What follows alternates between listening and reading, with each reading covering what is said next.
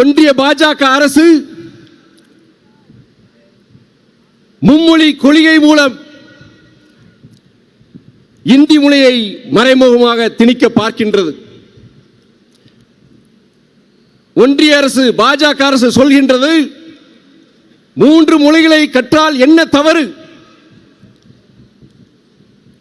ஹிந்தி மொழியை கற்றால் நல்லதுதானே என்று சொல்கிறார்கள்.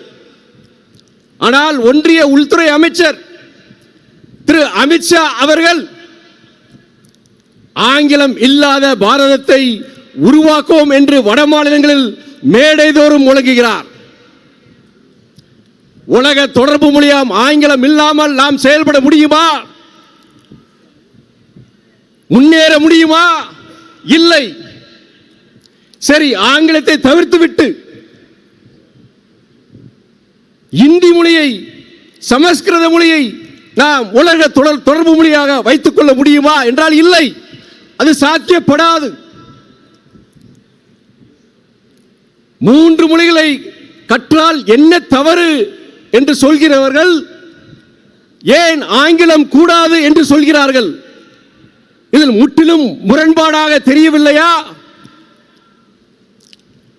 ஆங்கிலம் இல்லாத பாரதத்தை உருவாக்குவோம் என்ற அமித்ஷா அவர்களின் பிரச்சாரத்திற்கு என்ன பதில் என்று தமிழக பாஜக தலைவர்களிடம் பலமுறை நான் கேள்வி எழுப்பியுள்ளேன். ஆனால் இதுவரை அதற்குண்டான தக்க பதில் இல்லை.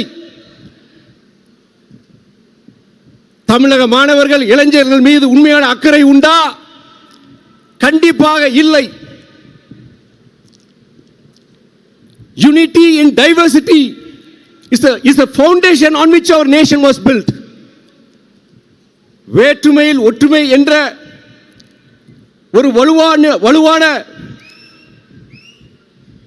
கோட்பாட்டை அடித்தளமாக கொண்டுதான் நம் நாடு உருவாக்கப்பட்டது.